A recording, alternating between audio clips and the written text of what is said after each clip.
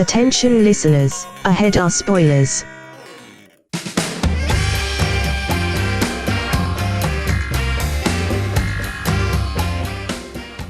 Hello, and welcome to The Movie Trap. My name is Russell Carlson, and with me as always, Chris Boruff. I don't like them apples. And I am also joined by my Southie comrade from elementary school, Zach Powers. Russell, this is your fault.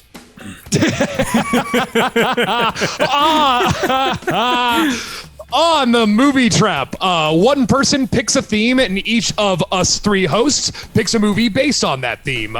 Each host starts out with 10 points to allocate at the end of the round that we will vote on once we've watched all three movies. We'll also have some bonus points that we issue out. There are 3 bonus points per host that could be issued out and distributed and given to each one of us for any reason we see fit. Once we've watched all 3 movies, we use the points we have allocated and vote on which one was the best. And whichever one of us wins that vote, picks the next theme. Previously on The Movie Trap, we wrapped up Zach Powers' theme of better halves. Significant others chose our films and we were their victims. To which my wife, Sarah, made me look good again and chose 9 to 5, which won the vote, which means this week's theme was chosen by me and means this movie was chosen by me. This theme is ubiquitous or well-known movies that everybody has seen, but you have not.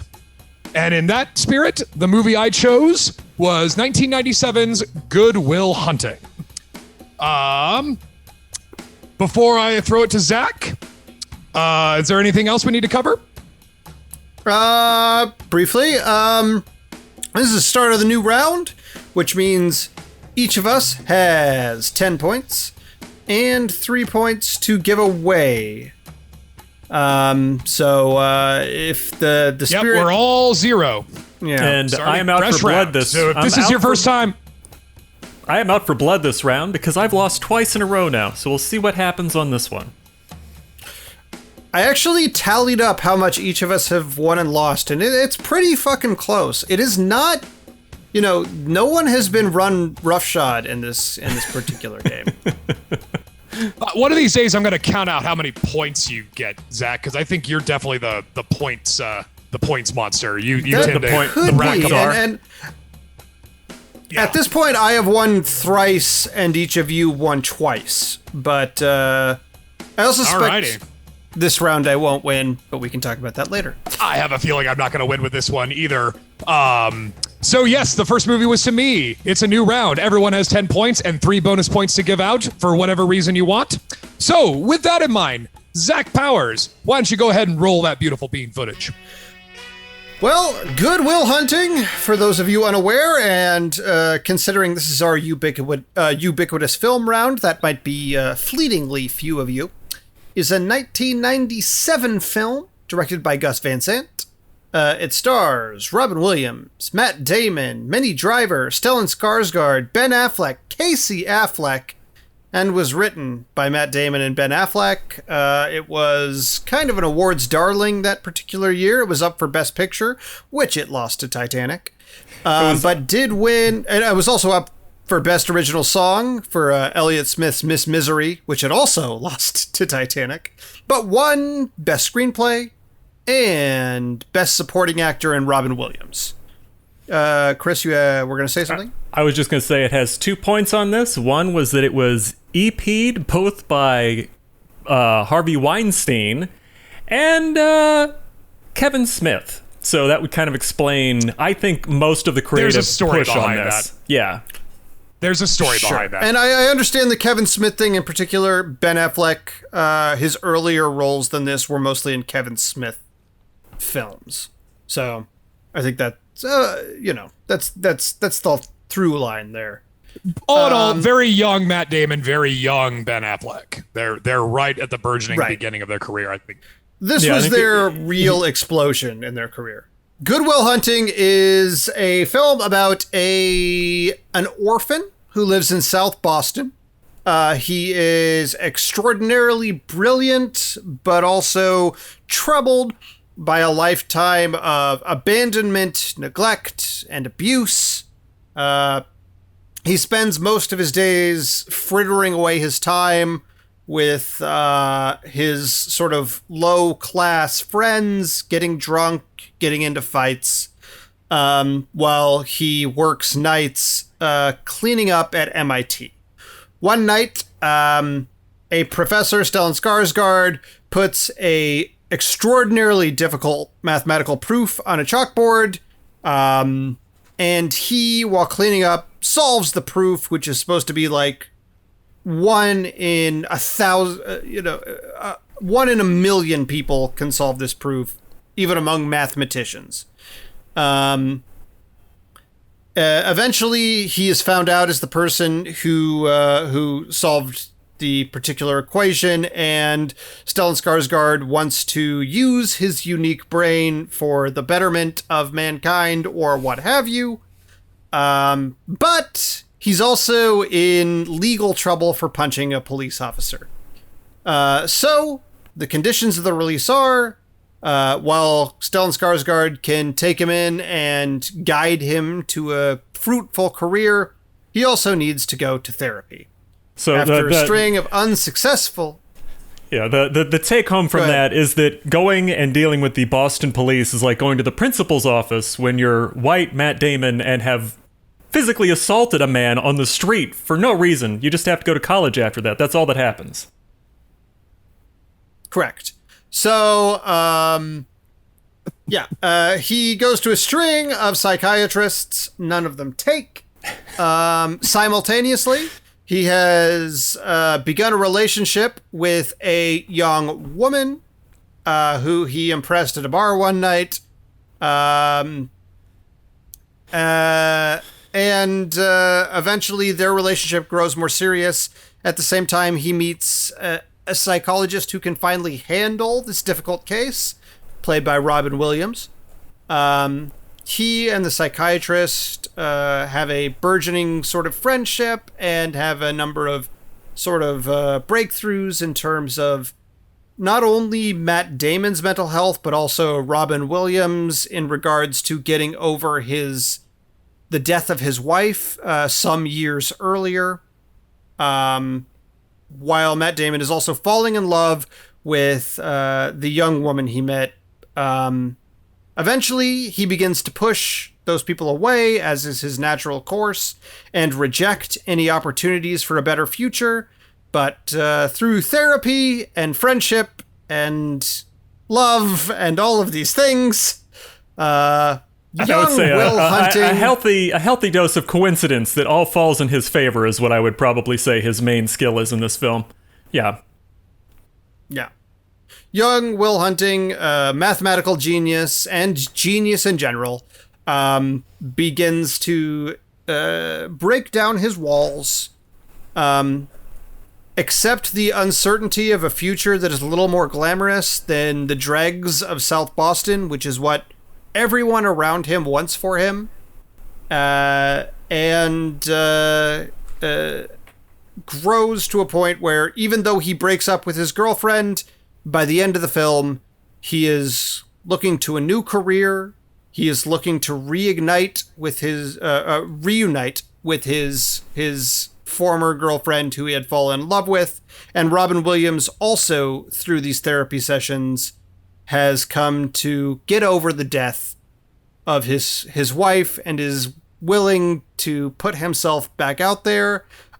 This is a movie that is somewhat heavy on sort of, especially in the second half, I feel like emotional tone, and it's not necessarily plot heavy in certain ways. So yeah, it's sort of the most in-depth.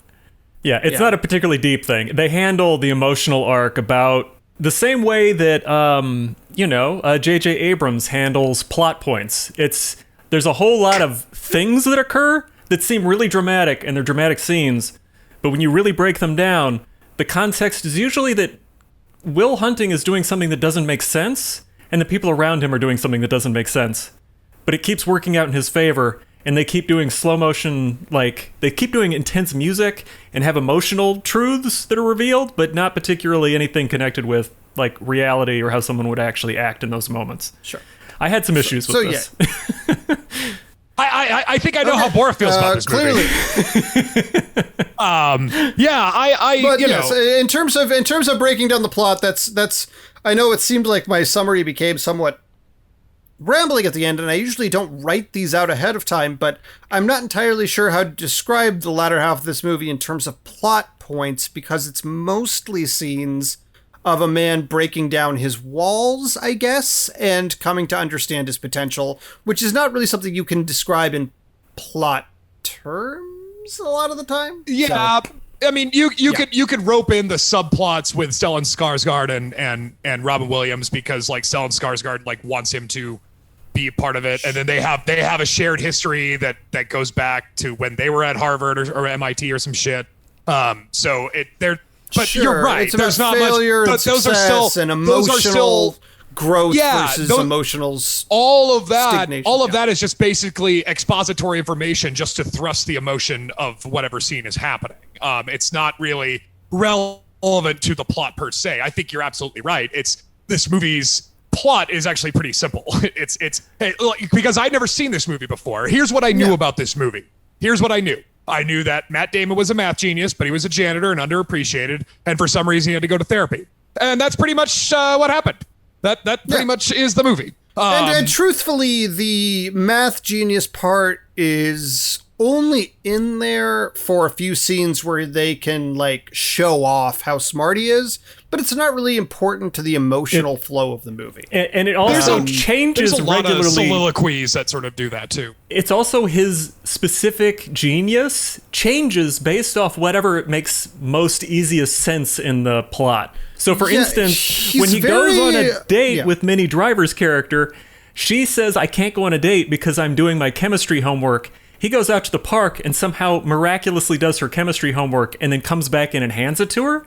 And it's like, there was nothing up to this point to introduce that he's really good at chemistry. We know he's good at math, but not chemistry. That's not the only example of that. Yeah. Earlier, there's a scene in a bar where he has an extremely deep understanding of pre-colonial history, which, again, has very little to do, generally speaking, with mathematics. True. And then there's a weird subplot where he, like, when he's trying to find another job or whatever, where he interviews with the NSA or some shit.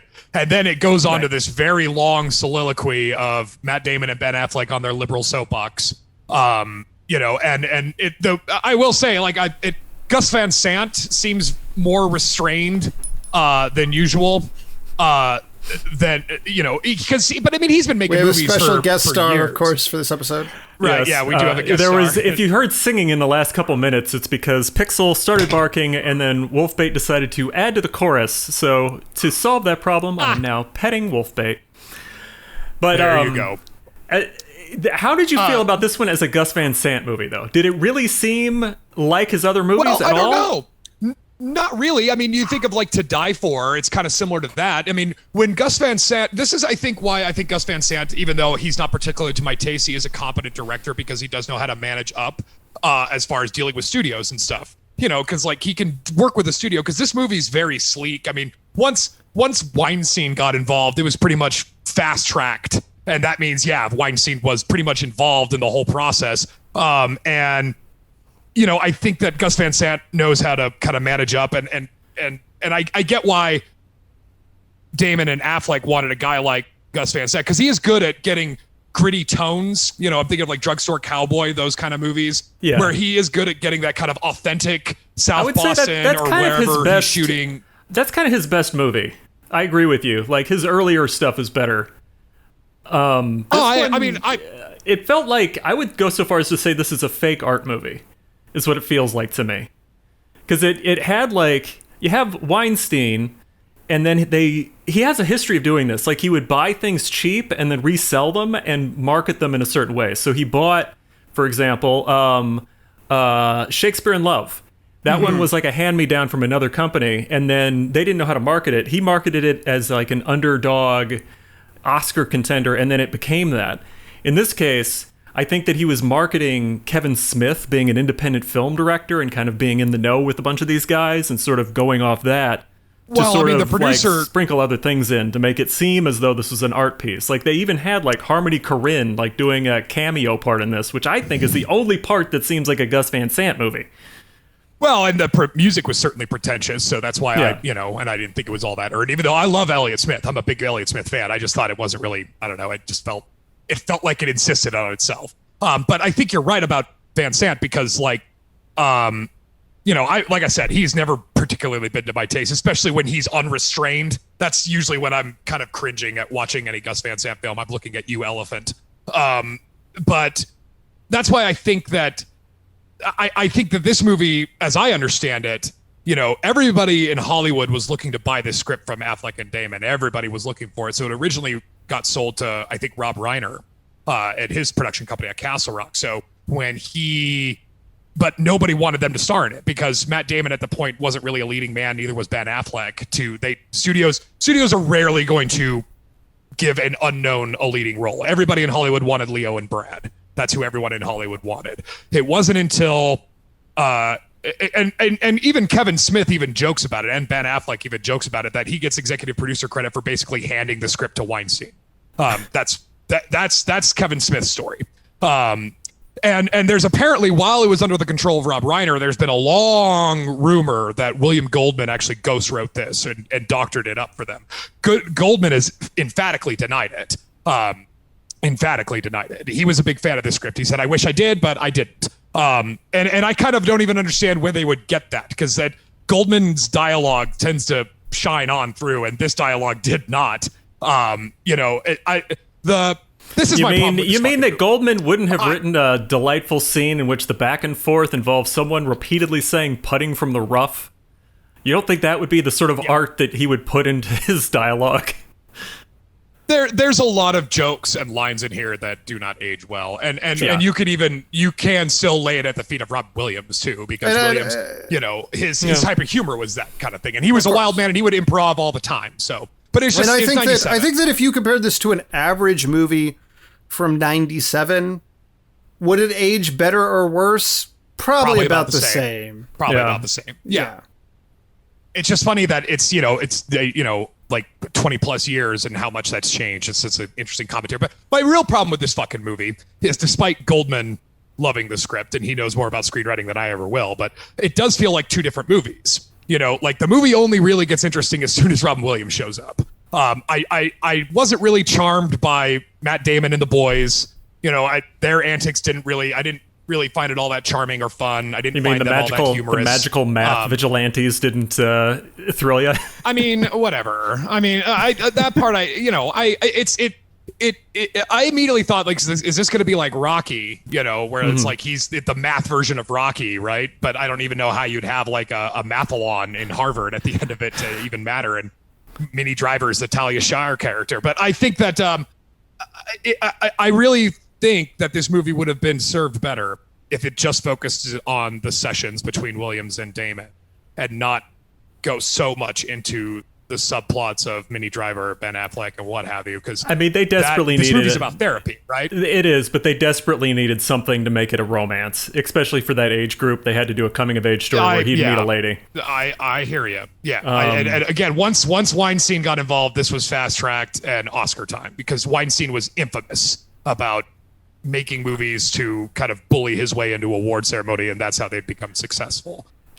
He was kind of infamous about that, among other things, obviously. Yeah. But he, so I think that had the movie just been the sort of character relationship between Williams and Damon, and had that been more of the focus of the movie, I didn't even mind the Stellan Skarsgård, Robin Williams subplot. That's fine with me. I felt Williams should have been more of the main character instead of Will Hunting, just because I didn't like. I get why you wanted was Awakenings.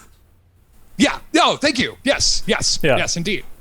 That's very funny that you mentioned that, because after Sarah and I watched this movie, then after that, I don't know why, but I had this hankering to watch Taxi Driver. And I'm just saying, had Travis Bickle met Robin Williams in the 70s, and maybe none of that would have happened.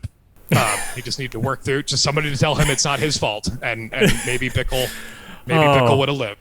If we could take a slight dip into the melodrama of this film, there is a whole lot of stuff. Like I have a variety of issues, but like let me break it down like this. How well did the romance work for you two guys? Like how believable was that?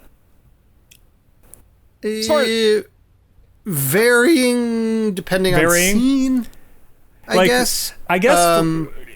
It seemed a little quick by the end, and also I don't know how long it doesn't seem like they had known each other super long by the time he was screaming at her and punching the wall next to her, which is pretty fucking intense. Like that's when you talk about things aging poorly, like that's not it's a little.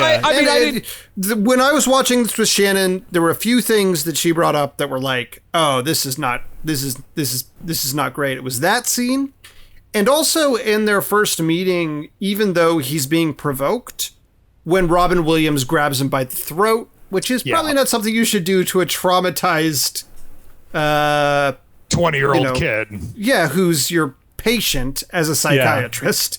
Like no matter how much he prods you, you probably need to keep a level of unless he's physically attacking you. It's significantly breaking a variety of the normal ways in which you would want to interact. I don't know if they were trying to sell it off as like it's two boys from Boston. Point. Yeah, I don't know if they were trying to say it's like dudes from Boston. It's supposed to be like, this is how these guys communicate through physical altercation or whatever. Well, they're not scared to show that they're willing to get rough. Did you guys catch the Peckinpah tribute at the gym fight at the basketball court when Will Hunting gets arrested? When the fight happens between him and some other guy who beat him up in kindergarten or whatever, because that's totally normal. But like there's a cut, they punch, they do the slow motion falling down thing. I was like, fucking Peckinpah, I'll be damned. I don't know. As far as the romance, did I feel it was authentic?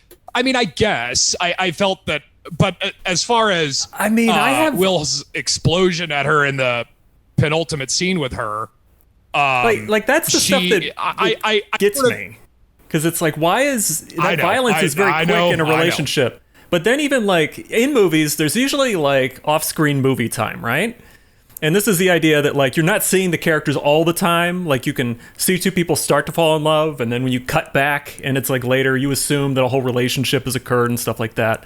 But they're very emphatic in this movie about like it's the first date, it's the second date, it's the third date, and it's like such a short period of time. So in the movie, the reality is he meets her, he rambles a bunch of facts. I actually wrote this down because it like blew my mind that this was the organization of it.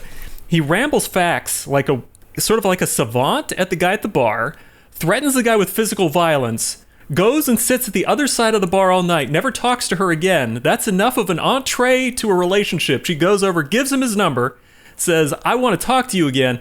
He says something else weird. Like he says that thing about caramels that don't make any sense. And she's like, you're weird. And then she leaves. Yeah. It's not a great But then, like, when he calls her, the first time he calls her, he's just assaulted a man in a park. And he's calling her from jail as his phone call. That's insane. And that leads to another date. And then in like a course of like 2 or 3 dates, they're at the point where she's going, I love you. And he's going, I don't love you. And they just keep saying that back and forth. And we're supposed to be like, oh no, but they're supposed to love each other. And I'm like, how much are they supposed to love each other? Because it feels like you're telling me they're supposed to love each other. I mean, Rob, I think we're probably supposed to like, in part, accept the speed of the relationship because of Robin Williams' story about his wife, which is literally a love at first sight story.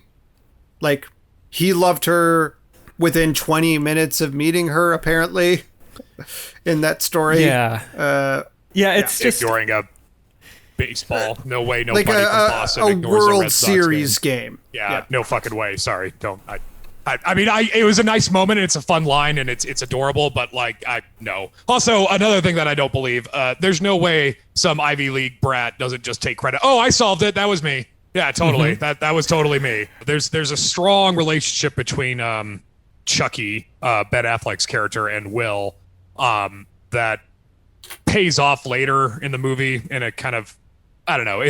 So there's a scene in the movie where Ben Affleck, it's towards the end where, you know, Matt Damon's basically saying, I'd rather be throwing bricks off of buildings for the rest of my life. I'd rather be doing construction for the rest of my life. And Ben Affleck says, you're a fucking moron. How dare you? Blah, blah, blah. And then goes on this very strange story about, I hope one day the 10 minutes I come to pick you up and yet you're not there, which is only said just to set up the crystallizing image at the end with it. Yeah. Even though, I mean, they already know he accepted another job and stuff. Point to Carlson for using a screenwriting term of a crystallized image as your final image in the script so that we can all understand. All right. Thank you, Craig Volk. Yeah, I think that, and it's also kind of funny too, because, you know, a lot was said about the screenplay of this movie, and I think it's more about the myth of the screenplay than the actual screenplay itself. It kind of reminds me of Rocky again in that way. You know, how Sly was pitching Rocky all over town and nobody wanted to buy it everybody wanted to buy it, but they didn't want him to star in it. So I think it's that kind of myth that people found more romantic than I think the actual script itself. I think the thing about the screenplay is that it makes an emotional sense to people, and it doesn't make the logical sense is pretty thin. Like that scene you just talked about where he was like, the best part of my day is like the 10 seconds when I walk up to your door and I hope you're not there. Like, even if this is that guy's best friend, realistically, he may want him to succeed. I'm sure the way you want that to happen is not, hey, I'm gonna fucking ghost you, bud. We've hung out for every day for our entire life, and I'm not gonna fucking tell you that I'm moving to California. I mean, the Irish goodbye. Fucking good. Well, let me just what say he wants to things. do is get fucking really drunk with his friend one last time the night before he moves away. Like, really, that's what that guy wants to do. Yeah.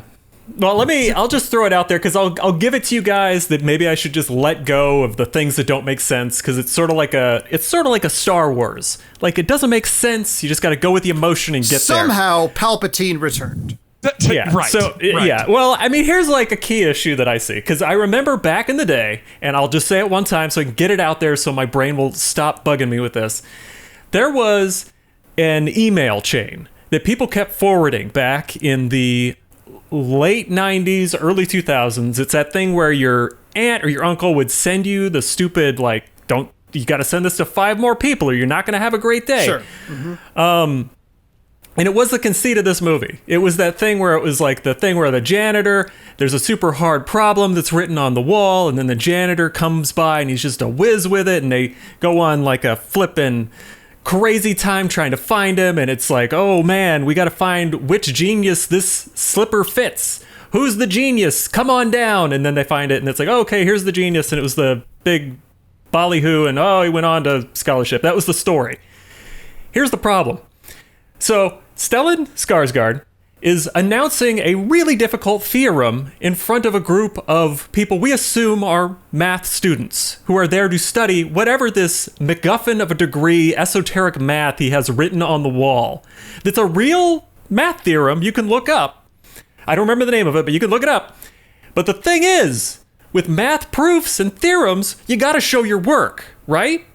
So if they solved this riddle, this theorem, that's in a book somewhere. Someone could look up how it was done and they can see that person's work. You're announcing this to a group of students who are studying this bullshit esoteric stuff, and you were assuming that when you come back and find it solved on the board the next day, they did it out of their head. They didn't just look it up in a book and write it on the wall. And then his follow-up to find out if it was really like this is posting another one on the wall, thinking that somehow this is going to really prove it this time. And when you look at the room the first time, there's like just a couple fucking people in this math class, and you're like, oh, okay, it's a math class. This is normal. When they come back, it's like he's announcing a fucking, like, NBA draft pick. There are people on the fucking walls, and they're all like, who's this hot button mathematician? Who's the mathematician who's going to solve all the problems? It's like, who gives a shit about this math? Sorry, go ahead. Boruff, yeah, no, I Boruff, think that I am going to give you a point, sir, because clearly that's fair. I broke your brain. Because that is the most animated and enraged. I'll give you a point for going insane too. Let's give you a double point. Yeah. Chris, you're racking them up this episode. I just had to get real angry. But yes, this is movie math. This is not real math. This is movie-ass math. Yeah. One of the things about movie math, and it holds true in this, is that it's only math if you write it on glass. You can write it on a mirror. You can write it on a window. But you have to write it on glass, or it is not math. That is how movie math works. You get a point 100% of the time. You get a point from me. No one's pointed that out, but that's we are absolutely generous true. with them. Well, it's just that We are exact thing you generous just with the said points was today. what drove me crazy with A Beautiful Mind. Other than the fact that it wasn't based off the actual story and kind of glommed over the guy's bisexuality and everything that made the character interesting. But that's a separate movie we can talk about someday. How did you guys feel about the title? Yeah, this was another thing you. Yeah. We can come back if you want. No. I think the title is. Makes makes sense. My answer is I don't love it. I'm not nuts about it. What is it? My pitch was calling it questions. Well, here's the thing. It's Tell me, confusing. how does it impact on It you? What feels do you like it think should about be it? a pun, but I'm not sure what the pun is. Yeah. Like goodwill. I understand goodwill. That's a term. Hunting for goodwill. Will Hunting is the name of the character. Hunting for goodwill isn't really a phrase. It's not a saying. It's not a turn of It's phrase. not a saying. Right? Doesn't make sense. Like they're searching for the goodwill. I don't quite get it. It is finding the good in will hunting. That is the point of the title. I mean, like I said, when it's a math problem in and of itself, you probably could have thought of. I mean, it's catchy at least, so I get why you just sort of It like sounds good. stuck. Yeah. I get why it sticks. I just want to share that before I even started watching the movie, I filled up a page of my notes with reasons I had issues with this title. And it involved mostly figuring out the core thing, because this title has always bothered me to a degree, and I wanted to be clear about why it bothers me. Because it's one thing to just say I don't like it, but I have a specific reason I don't like this title. Eponymous titles. It is a title that is uncomfortable. Eponymous is from TV tropes. The idea is it's when a work's title is a pun on the main character's name. The question is, I don't know if this title's a pun or not. Because goodwill is obviously a phrase. Goodwill to men and all that shit. But it reminds me almost of Meet Joe Black, which I think is not a pun on anything as far as I'm aware. I think it's literally just Joe's name. Joe Black. Yeah. Yeah. And so it feels like it's got a foot in both those worlds, where it's either just, this is Will Hunting, he's gonna be good, and also, Goodwill Hunting. Like, I don't know which one it is. They are hunting for the good in Will. It just seems like with a title like this, it's a clever title. It's not a good title. It's the sort of title that someone goes, it doesn't really make sense. I know. It doesn't make sense. It's not really clever. It's a title that they tell you is clever, and then it's not clever. It's upsetting to me for that reason, for the exact reason you just said. It does sound like the many titles that I came up with in film school. So because you always try to be too clever by half, and I think that, yeah, sure, this title's probably a little too clever, but that's manifested in the screenplay as well. I mean, like this movie is a lot more. This movie is really more into its own cleverness than is probably warranted. I don't have the exact title in front of me, but granted, I discovered last night that Ben Affleck's first short film is called I Married a Lesbian and Then Murdered Her, and Now I Have a Multi-Picture Deal at Disney? Or something like that? That is the name of Ben Affleck's first short film that he ever made. Wow. That's a Okay, lot of well, things I mean, happening. I so, thought that was I the mean- lead up to a bit. I thought you were fucking with us. Yeah, I thought so that's too. actually Yeah, what you're saying. Not a joke. 100% true. That is the first short film. that he Yeah, ever made. I thought it was just a riff on Chasing Amy. But yeah, fucking A. So I guess he got better in the title department. And that's why it's kind of strange, because I think that, you know, the story that I read about the impetus of this screenplay with Matt Damon was when he was in Harvard. And I think he originally meant for this to be a play, and I think it was just the Sean McGuire, Will Hunter. And that does make sense, and that would actually be more compelling and wouldn't piss Boruff off so much with the fucking melodrama, because on theater, melodrama is more or less, you know, acceptable. It's not hilarious. It doesn't come off as... It's hilarious that you tell me now that it's a play, because there was a scene in this that bothered me so much, and I think it's because it was a play. There's a scene in which they're playing basketball, and they get it to the point where they're going to run up to each other. It's baseball. It's the baseball scene. The guy throws the baseball. He's like, "Oh, you hit me on the arm," and then they throw down the mitt and they run across to start, being two bros grabbing each other. You could see the stage lights coming down at that point. Yeah, it was that sort of thing where you're like, well, what happens after that scene? You've just run up to your friend and acted like a weirdo, and you're both going to be standing out there hugging in the middle of a dugout with people staring at you. That's a little strange.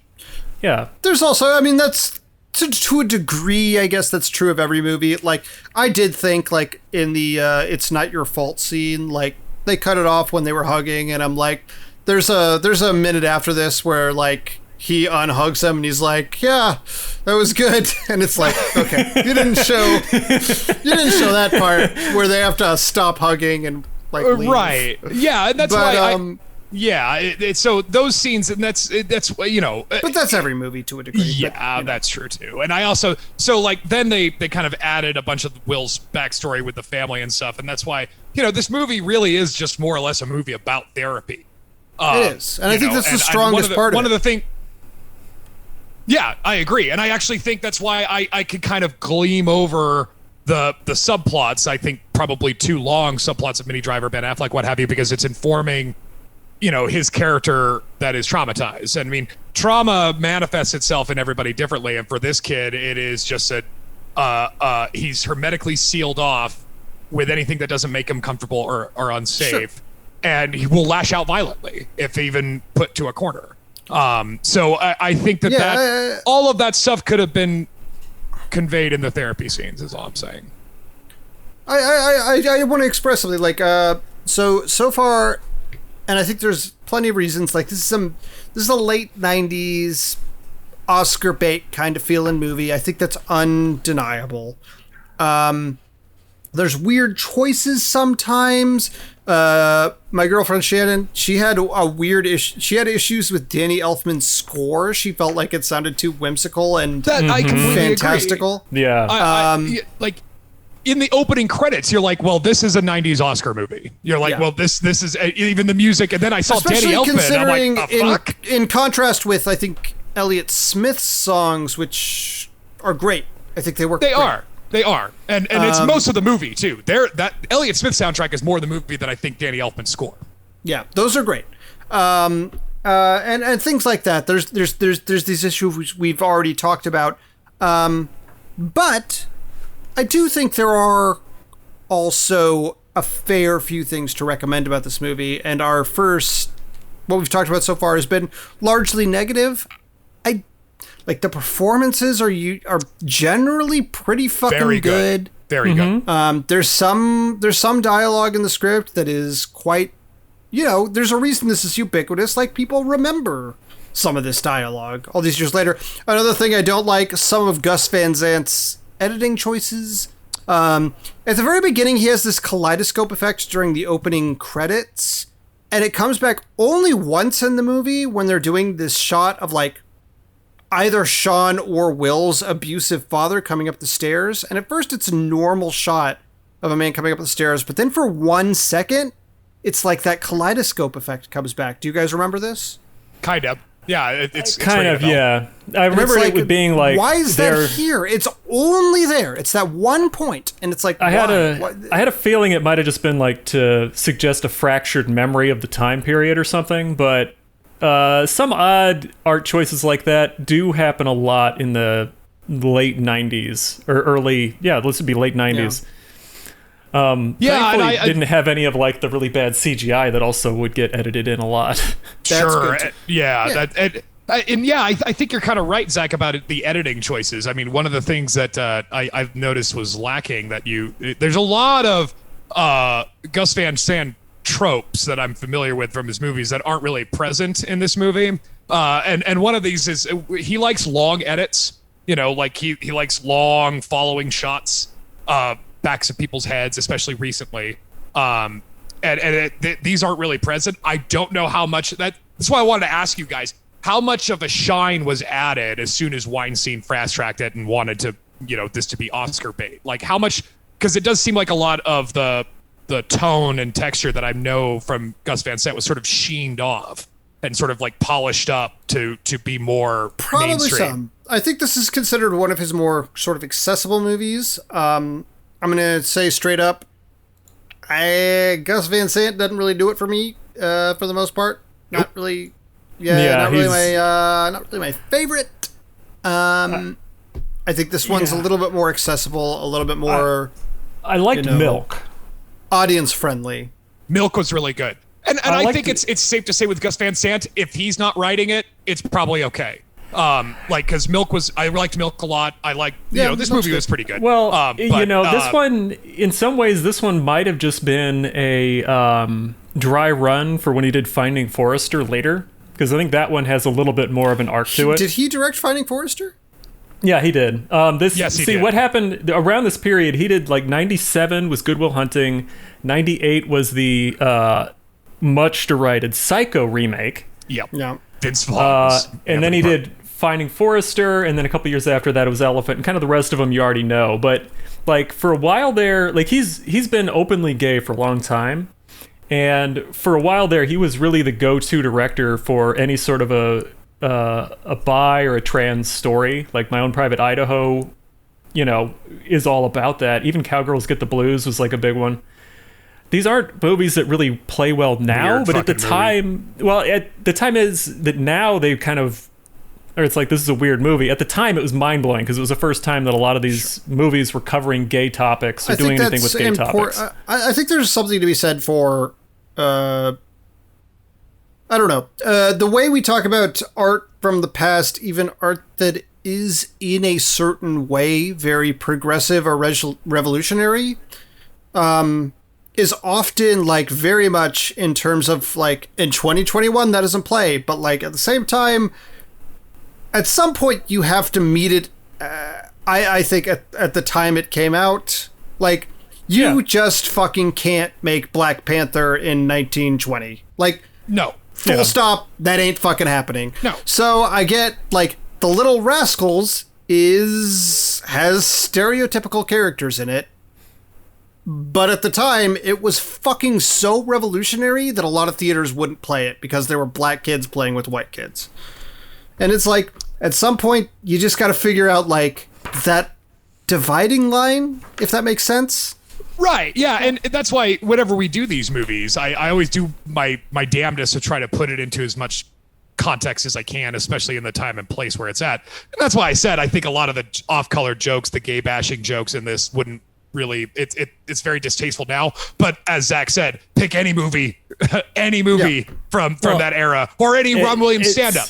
Like you will find stuff in there that's pretty not cool. It's also a strange question to ask because Gus Van Sant is so openly gay. So the question is what is the line there? Did they think that having him in that role made it so that it was more enabled to use those terms? Because that's a question for me, because it seems very strange. That's difficult to answer, because even then, like, you think about internalized shame, that's a real thing. Like, internalized misogyny among women still exists. Yeah. Even, like, black people, like, could have internalized, like, racist. Like, that stuff is real. Like, that exists, full stop.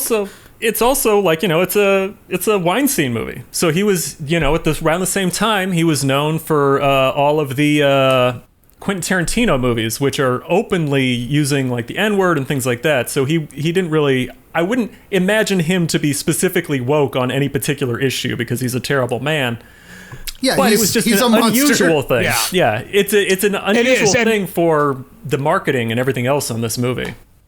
Right. It should also be said, speaking of Tarantino, Lawrence Bender is the producer of this movie. That is Tarantino's guy. He's the guy who did Pulp Fiction and Reservoir Dogs. A Band Apart was a production company on this, so they did it. I mean, obviously, Weinstein had such deference to Bender and Tarantino because it's pretty much what made Miramax what Miramax was. And so when they got this script, when it got into Weinstein, of course, Weinstein didn't like Minnie Driver at all. I can't imagine why. That's yeah. But if I may say very briefly, one of the things that is interesting about this movie is the women in it they look like real women. They don't look like Hollywood women, almost pretty much top to bottom, which is very interesting. But go ahead, Russell. Yeah, no, I think that says, and it was Gus Van Sant and Affleck and Damon who pushed back at Weinstein, and Weinstein pretty much had to cow away, which is rare, but he was pretty much outnumbered, and he was already, like I said, fast-tracking it. And when a production company fast-tracks something for Oscars, the boss is going to be there almost every day. So you know that Weinstein was involved with this production because he was going to make this movie, compete with Titanic. Imagining the egos that would have been involved on this is a little scary too at this point. True. I mean, Damon and Affleck at that point were kind of new kids, right? So they didn't have much cachet. This was in many ways their breakout as serious actors. That's right. True, but they were also, imagine those dudes in their 20s, max ego. I'm just saying, like, I'm sure that they're super talented. No. I don't think I heard anything bad, but it's just, you got to imagine that, like, between them and, like, Weinstein and all the other big name people who were involved, it was probably, like, a razor's edge on just, like, we're going to do this as safely as we can. No, no question, because, again, they wanted to star in it. That was their whole thing. So you're right there. But, and even because part of the reason why Weinstein didn't even want to have Damon play Will Hunting is because Damon really wasn't a leading man. It wasn't until Coppola casted him in The Rainmaker that they thought, okay, and then they signed on Williams, and then they knew, okay, we can fast track this bitch. So, like, I think it's interesting that it's Coppola who introduced the script to Robin Williams, apparently. But yeah, Coppola took a chance on Matt Damon, who, like, everybody wanted Leo, right? But Leo wasn't always available. There's only one Leonardo DiCaprio. So you get the B squad of Matt and Ben to the A squad of And again, they Leo also and Brad. wrote the script. So Sure. Yeah, they're very close to it. And that's like, because it reminded me of a little bit, this was a much better film, but Blind Spotting a little bit, where you kind of have these two guys who are close to it and they wanted to star in it, and you have to have a director that they trust. And to their credit, I think Gus Van Sant. I agree. I think that's a better script, and I actually think maybe those are better performers. But I think the standout performance in this film to me is pretty clearly Robin Williams. Like, even though his Boston accent is a little inconsistent, everything else about his performance is quite solid. Yeah, and I love the last line in the movie is when Will gives him a little note and saying, "I'm going after a girl," whatever, and he says, "Son of a bitch, stole my line." That was all Williams. Williams improv'd a lot. Like he would kind of, the scene where he's talking about his wife farting and they're just incontrollably laughing. That's just because Williams is just riffing. I mean, Williams, I can't remember what director did this with Williams, but they always managed to, the way to work with Robin Williams is you tell him, just do one take to the script. Let's just stick to the script. Just give me one, and then we can do whatever the fuck you want. Because Williams, was manic. He was an improv comedian. Yeah. So, I mean, and it's what he's fucking good at. And I agree with you, Zach. I mean, it is a stand-up performance from him in this. I mean, it really, for a guy who, like you said, that scene where he's choking him, I think if played differently, wouldn't have had the resonance and the sort of the thrust of the movie with his own stakes. I don't think it would have worked. They read it. They originally, when they wrote the script, they were thinking of Robert De Niro or Morgan Freeman. I don't know if that would have worked as well. I mean, they're both fine actors. I just don't think it would have worked. Yeah, that seems like it would be an actual threat at that point. Like Robin Williams, you're like, this guy doesn't really mean it. He's soft enough that I think you can accept him in a role where he might be flawed, but he means well. Twofold. Like with Robert De Niro, it'd be too threatening, and with Morgan Freeman, I almost wouldn't buy it. Yeah. I'd almost, you'd be put to sleep almost. But I think that Williams, and I think it's part of his physicality. He has kind of got this boyish, puckish like charm, that I think is crucial to Matt Damon's character, them kind of mirroring each other in some respects. So he does at one point say that like he's hairless or something, and it's like no, Robin, no, you're not. You're the hairiest motherfucker since Sean Connery. Hairiest guy I know. Let me. Fellas? I think I could. I'm gonna. Oh, wait, my thing just warned me that we have about 10 minutes left, so I can either stop the meeting, start it again, we keep recording, and get through it. I think we can do that real quick? 10 minutes. I could do this. Let me. Yeah, I think we could do this because I've just wanted to ask you guys one question. I think I think I've already probably got the answer. Is this movie overrated? Yes. Probably a little. But it is. This is 90s Oscar bait movie. Like, that's what it is. Like, if you're nostalgic for this period of time and this type of movie, this is about what it is. I think it's effective in parts. And some parts don't hold up as well. But yeah, if this is what you like, I get why this is. Oh, and I get why everybody liked it too. I mean, it's a fine movie. I didn't walk away. It's easy. It's easy to watch and it's easy to feel for like at points. Like sure, it's not really challenging. Right, and it's also it's a very human story, which is fun for me. I mean, I didn't walk away with my vein popping out of my head like Boruff did. And knowing Boruff, I fucking know why. I should have known actually while I was watching, like, Boruff's gonna fucking lose it in this fucking movie. And so I just it is it overrated? Yeah, but I liked it. For what it was. I thought it was fine. Yeah, I didn't hate. Yeah, it's fine. Yeah, it was a fine movie. Do I think that? Yeah, I mean, I can complain about the subplots going on too long or even not even being necessary, but it is a lot like what Roger Ebert told Gene Siskel about Taxi Driver, that Gene Siskel really hated the violent shootout thing at the end. If they just didn't have that, it would be a fine movie. And Ebert's response was, well, then it wouldn't be the fucking same movie, then would it? It would be a completely different movie. So in that respect, I guess I kind of like. So it's fine. It's a fine movie.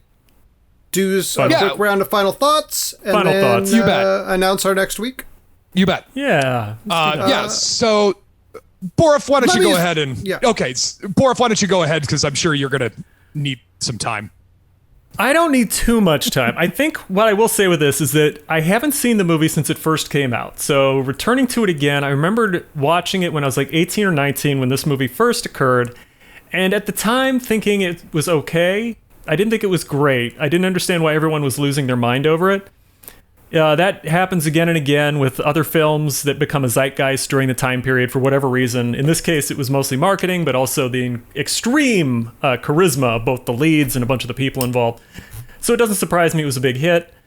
Returning to it, realizing that there were some real obvious concept issues involving the conceit of the whole film that gets the ball going and gets the MacGuffin going didn't work for me well enough this time. I accepted it more when I was younger. Yeah. So, I mean, it might have worked in a time period that was like pre-internet where finding information was hard, but only hard on this topic. If you were out in the sticks like I was, I wouldn't have been able to look up this math, but I'm sure people in that university would have. Secondary thing. I've also read that the actual math problem is not actually that hard. It'd be hard for us, but for people who are like mathematics majors, it'd be fine. The original concept is that he was supposed to be like a physics wonderkind, and he talked to a physics guy, and he said that no way, no, come on. He seemed to be brilliant and everything. Yeah, so. That's true. That is true. They mentioned chaos math at one point, and I was just assuming that we're talking Red Witch style chaos magic, chaos math. I get you. Yeah, it was fine. Like it was exactly what I expected. I had already known how do you like them apples, and I didn't even care about that scene. I don't know why everybody loved it so much. And it's hard to like Will Hunting for most of this movie because he's an arrogant prick. And the way it kind of transforms with the relationship between Sean and Will, you start to understand him, and a lot of things kind of get put together. But as Zach said, it is mostly just emotional tones. It's melodrama. I mean, it's just you're performing whole scenes just to get to an emotional beat. And even if the beat doesn't really serve the story, because as we said, like the math thing just sort of becomes like who cares? But wonderful performance by Robin Williams. I thought Matt Damon actually did pretty good too. And Ben Affleck, I thought they were fine. Ben Affleck sort of had an easier job, I think, than most of us. But again, I maybe it's just because I know it's him, and I just didn't find, like, there's a scene where he's supposed to interview for a job, and Will sends Chucky, Ben Affleck, in his stead as his proxy, and that went on way too long because they thought it was a lot funnier than it actually was. So yeah, I mean, it's fine. It if you haven't seen this movie, would I recommend it? Yeah, I guess. If you like Robin Williams, if you really want to see him do his thing, like, it's worth it for that. And it's, and if you've ever been to therapy, it does kind of get to the meat of why you go to therapy to begin with. It is these moments of catharsis, and it's nice in that respect. But that's about it.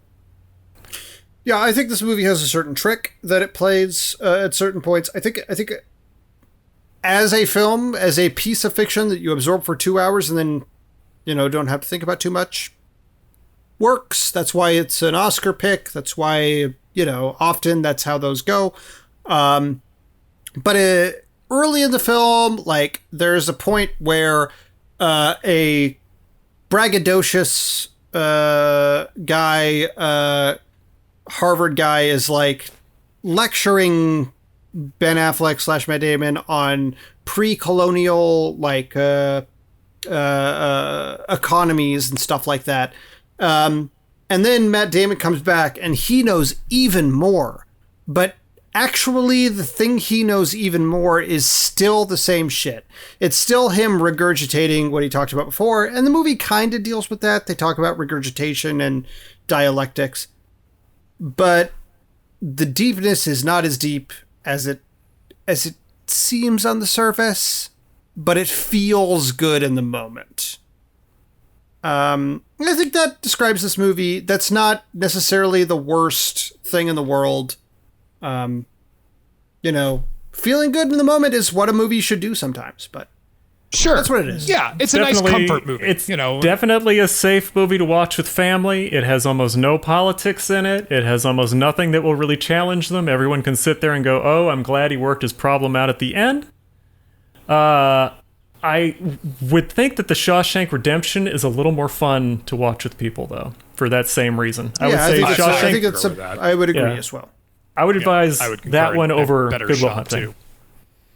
I would as well. I think that's a better film. Yeah. All right, Zach, before I get to your point, let's do a quick rundown of the points. Chris Boruff, you now have one more bonus point to give out. I have one more bonus point to give out, and Zach has 2 bonus points to give out. The score right now for final voting. You guys went fucking crazy in this point. Yeah, we did. We rarely give out points in the first one. So Chris Boruff, you have 12 points. I have 11 points, and Zach Powers, you have 12 points for final voting. So, Zach, what is next on Zeitgeist ubiquitous movies that everybody's seen that you have not? I had a few movies that I considered. I thought back and forth on them. Wasn't sure, this one, that one. But the premise was ubiquitous movies. And ultimately, there were some that I wanted to watch more than this movie, that I've been meaning to watch more than this movie. But this is the movie that is the most ubiquitous that I have not yet seen, I think, in terms of the image of the ones I thought of. And it's Say Anything. I have never seen Say Anything, and I think that that image of that boombox holding motherfucker. With the Peter Gabriel song, yeah. Yeah, I think it's more ubiquitous than the other things that came to mind. I'm probably missing something bigger, but that is the biggest one that I thought of. Okay, it's actually been a minute since I've seen that movie, so I think I made when my niece and nephew were a lot younger, I think I made them sit through it. But that'll be interesting. Okay, we're gonna run real quick because we're gonna run out of time. So join us next time for Say Anything. For my co-host Chris Boruff. Via con Dios. For my co-host Zach Powers. I'm also here. All right, I have been Russell Carlson. Thank you very much for joining us. Join us next time. Yes, and the movie trap promise that Diane Ladd is too young to be Chevy Chase's mom. That's the movie trap promise. See you next time. Bye. Right. Yeah, Lloyd.